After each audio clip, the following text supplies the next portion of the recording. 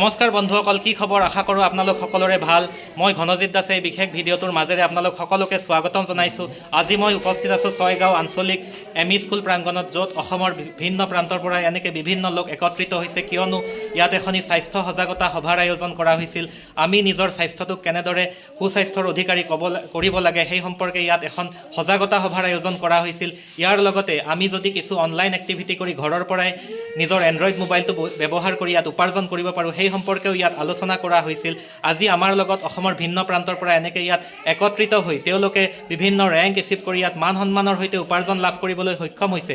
যদি আপোনালোকেও আগ্ৰহী, তেতিয়াহ'লে এইসকল ব্যক্তিৰ লগত যোগাযোগ কৰক। আমাৰ লগত চৰকাৰী চাকৰিয়াল, বেচৰকাৰী চাকৰিয়াল, কলেজীয়া ছাত্ৰ ছাত্ৰী, ঘৰ গৃহিণী সকলোৱে ইয়াত মিলিত হৈছে। গতিকে আপোনালোক সকলোৱে ইয়াত 18 বছৰ বয়সৰ ব্যক্তিৰ ঊৰ্ধৰ সকলো ব্যক্তি ইয়াত কাম কৰিব পাৰিব। সকলোৱে নিজৰ এণ্ড্ৰইড মোবাইলটো মাত্ৰ সঠিক ব্যৱহাৰ কৰক আৰু সঠিক ব্যৱহাৰৰ ফলতে আপোনাৰ ঘৰলৈ এটা সুন্দৰ উপাৰ্জনৰ পথ মুকলি কৰি লওক।